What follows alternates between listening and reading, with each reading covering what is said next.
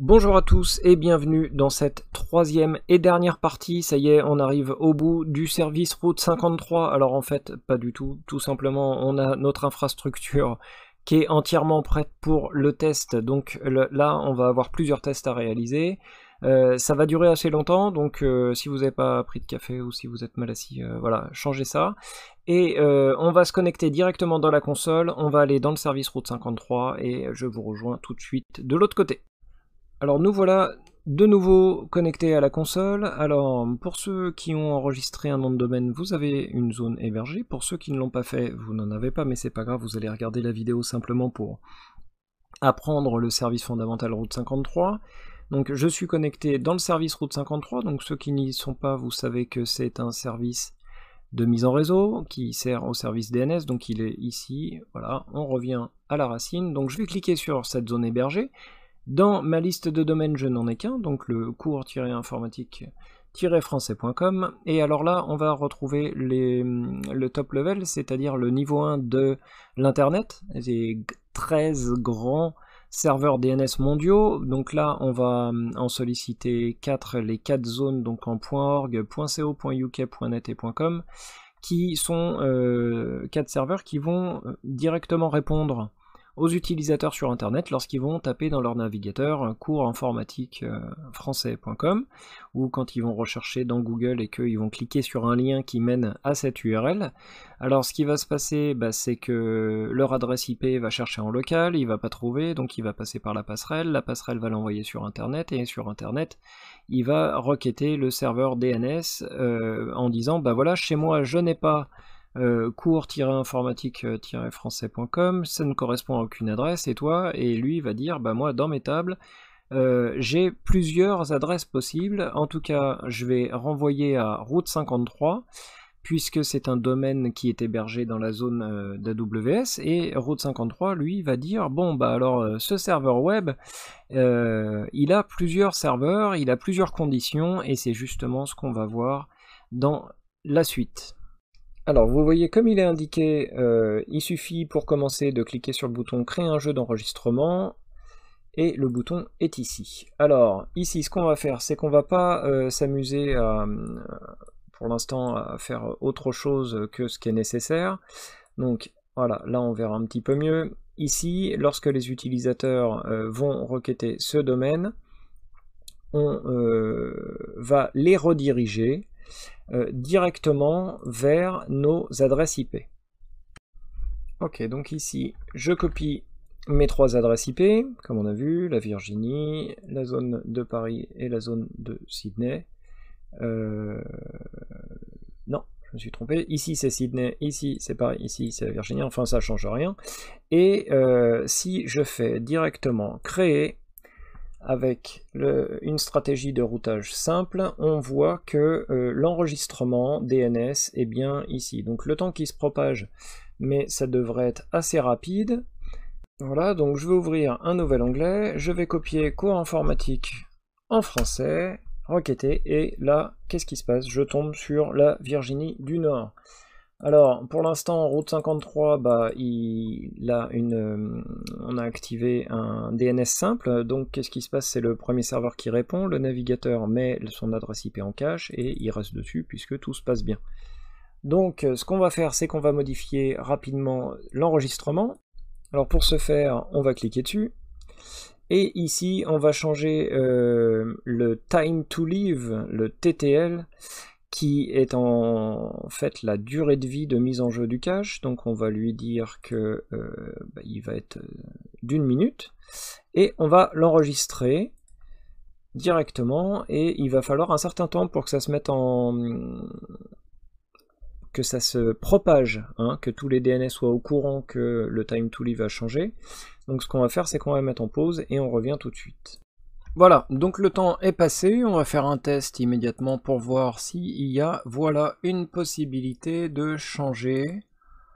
Alors là, bien sûr, ça va durer un certain temps, puisqu'il va falloir chaque minute qu'il vérifie le nouveau serveur qui répond, mais en tout cas, la première requête a bien montré qu'on avait changé de serveur. Alors on va passer à la suite.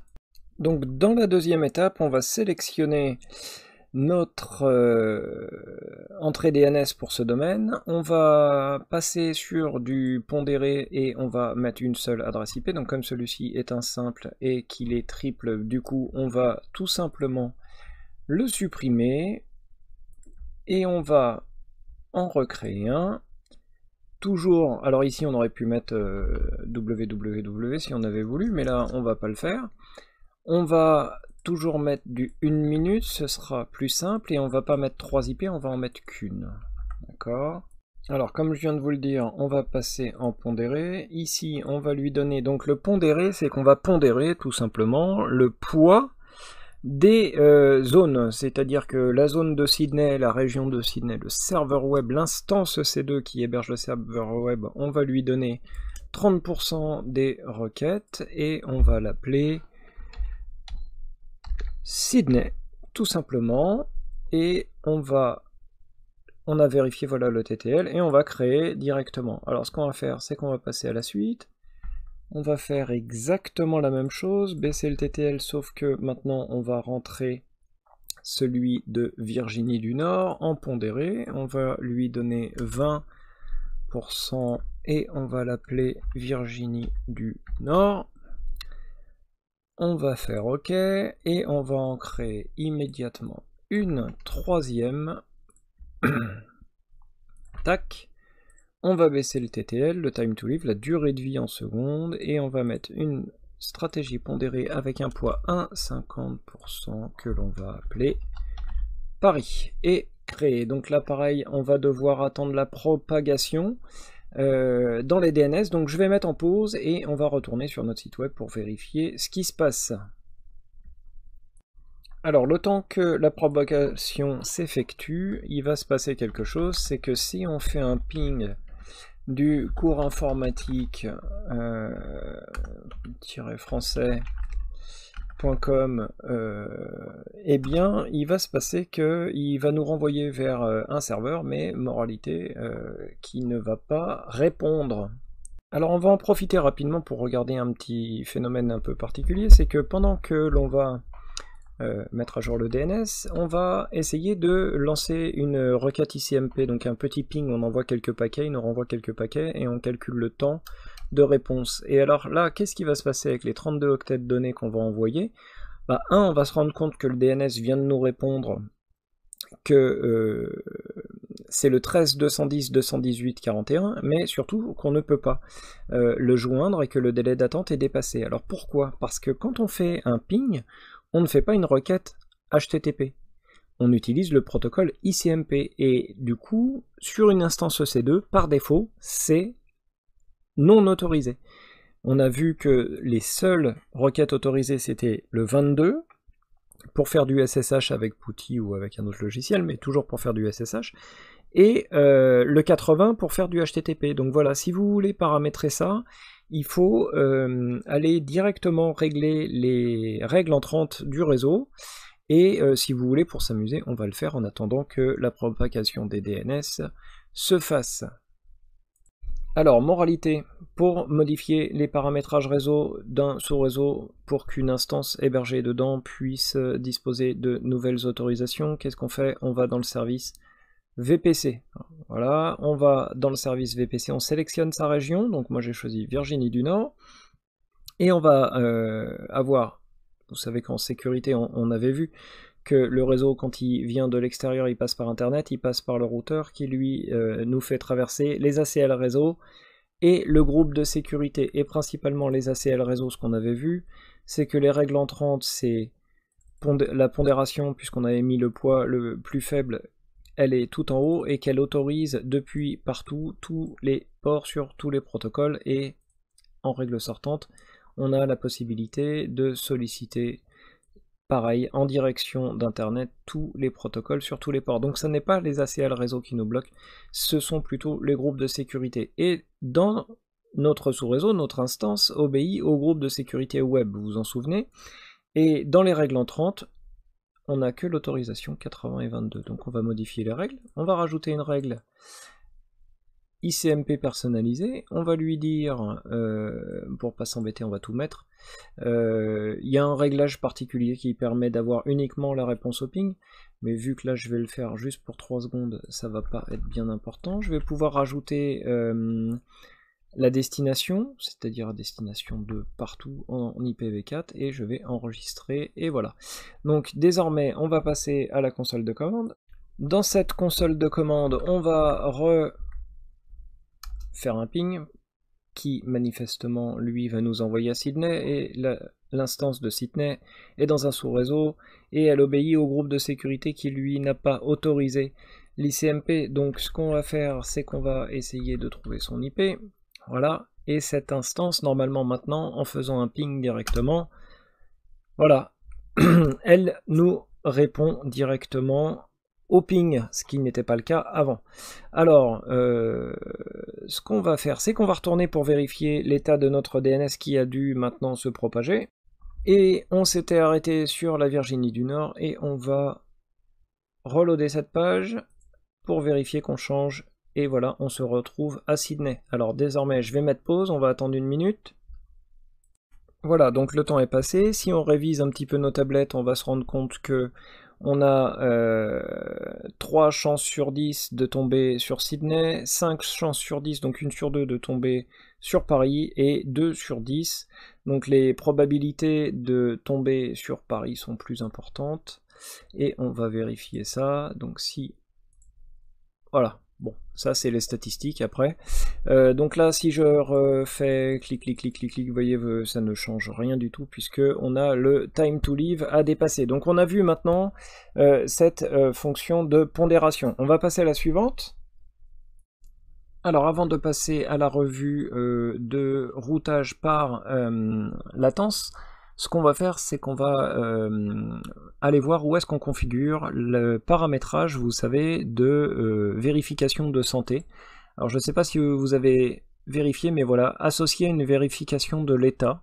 Donc si on veut par exemple s'assurer que si une instance tombe, Route 53 n'envoie plus aucun trafic dessus, eh bien il suffit d'activer directement la vérification d'état de santé et de l'associer à une remontée de métrique, mais aujourd'hui on n'en a toujours pas. Donc ce qu'il faut faire, c'est aller dans les stratégies de dans les zones hébergées, dans vérification de santé, ici de remplir une nouvelle vérification d'état, de lui donner un nom, de lui donner le port, donc on va dire il va faire tout simplement une requête sur le port 80, en HTTP, et puis si ça répond, bah, c'est parfait, ça veut dire que tout marche, donc il va continuer à rediriger, et si ça n'est pas le cas, il ne redirigera pas. Une fois qu'on aura créé ça, eh bien on va se retrouver avec la possibilité de l'ajouter directement dans la liste qui apparaîtra ici, si on avait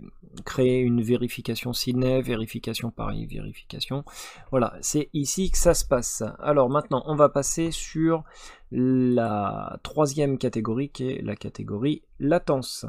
Ok, donc là je travaille un petit peu sans filet et ça va être un petit peu marrant quand même, puisque à partir donc de mon bureau, je vais pouvoir faire un ping de cours.informatique français.com. La requête ping n'a pas pu trouver l'autre cours informatique français.com. Ouais, c'est du sans filet, c'est du sans filet. Très bien, donc petit exercice sans filet. Maintenant qu'on a configuré, qu'on a attendu un petit peu de temps, on va tout simplement vérifier à partir des instances, et comme sur les instances où on est en ligne de commande et qu'on n'a pas de navigateur web, on va requêter le DNS directement avec un simple ping. Donc si je commence à partir de France, à partir de mon bureau, et que je fais un ping, je devrais tomber sur Paris. Et alors là, en effet, il me dirige bien vers le 35-181. Ensuite, cette instance, je ne sais pas laquelle c'est. Bon, j'ai fait un petit tableau avec les adresses IP privées, et d'après mes calculs, d'après en tout cas la théorie, quand je vais faire un ping du cours-informatique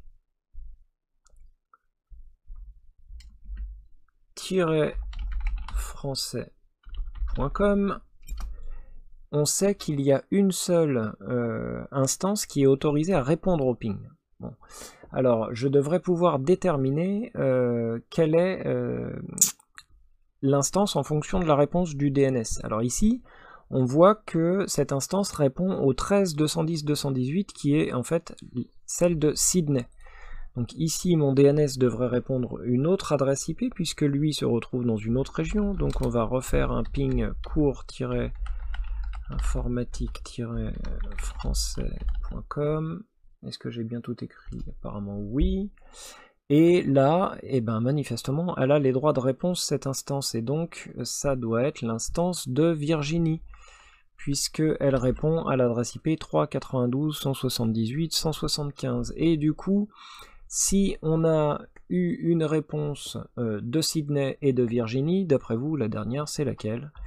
Eh bien, ça doit être celle de Paris. Donc si on fait un ping court-informatique- et non pas .français.com, eh bien je me retrouve en 35181, ce qui est exactement la même réponse que moi qui suis aussi en France, et donc quand je suis en France, on m'en renvoie bien vers le serveur Paris, quand je suis à Sydney, on me renvoie bien vers l'instance Sydney, et quand je suis en Virginie, on me renvoie bien. Alors j'avais fait un tout petit tableau ici récapitulatif avec les adresses IP, puisque ici on ne peut pas voir si l'adresse est bonne ou pas. Et donc l'adresse IP publique, c'est bien la 210, et l'adresse IP privée, eh bien c'est bien celle de Sydney, puisqu'on la retrouve ici. Ensuite, pour Paris, eh bien pareil, on a la 10.0.1.16 qui est donc bien en train de pinguer la 35.181.60.88, et la dernière, qui est bien la 172.31.86.205, qui est bien en train de pinguer la 3.92.178.75. Donc là, vous avez la preuve en image que le DNS route 53 s'est parfaitement routé en fonction de la latence, une fois que le paramétrage est correctement effectué. Et on a vu aussi que là, on n'a même pas activé le lien de santé, mais qu'on pourrait l'activer, et que donc, si une instance EC2 tombait, eh bien, il routerait automatiquement vers la latence la plus faible. Voilà, on va passer à la suite.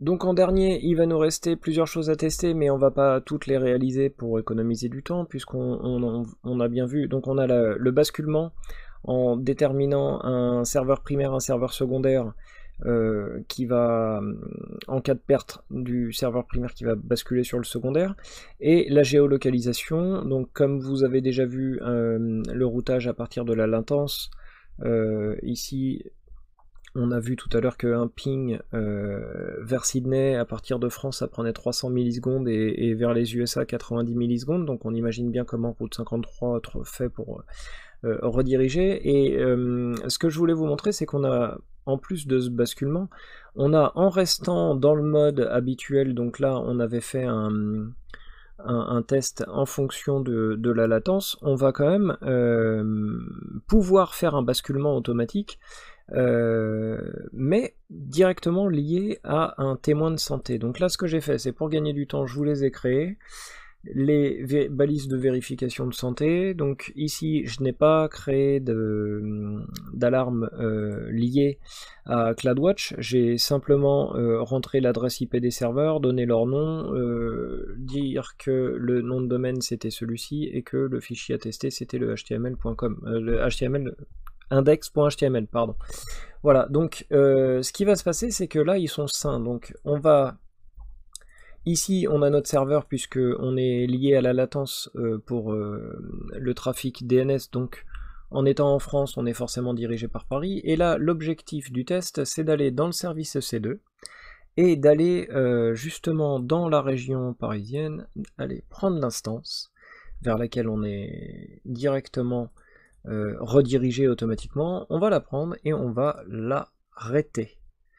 Voilà, c'est pour ça que je disais sans filet, parce que là on va faire du live and direct comme on dit, et on va tester déjà la détection. Donc on pourrait se rajouter un petit ping, mais bon, ça va aller vite normalement. L'instance devrait s'arrêter très rapidement de répondre.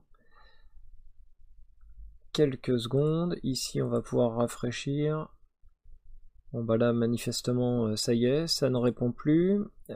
Ici, si on rafraîchit, de toute façon, voilà, elle est arrêtée. Et si on regarde... Alors là, ça risque de prendre un petit peu plus de temps parce que Monsieur Route 53 et ses vérifications d'état de santé le fait par rapport à des intervalles entre les demandes. Donc voilà, là il va falloir attendre 30 secondes, donc on ne doit pas être loin des 30 secondes depuis qu'on a arrêté la balise. Surveillance, aucune vérification de l'état sélectionné, donc là on devrait être bien. Devrait pas tarder à avoir. Bon, ça va venir. Alors, étant donné que dans la vraie vie, l'instance est arrêtée, normalement, notre routage, lui, eh ben voilà, le site de Paris vient de tomber, donc automatiquement, on devrait, en ressollicitant le domaine, basculer. Sauf que la bascule ne se fait pas. Et pourquoi ça se fait pas? Tout simplement parce qu'elle est basée sur la santé de Route 53. Donc Route 53 ne lui a pas dit, la vérification de l'état de santé ne lui a pas dit que le serveur était down, pas encore. Donc ça devrait pas tarder. Ah, ça y est, vérification de l'état manifestement. On n'a pas déclenché d'alarme, mais ça a l'air d'avoir été détecté. Par contre, ça n'est toujours pas. Alors, est-ce que si on retourne, vu qu'il l'a détecté en premier, connecting. Donc là, il essaye toujours de charger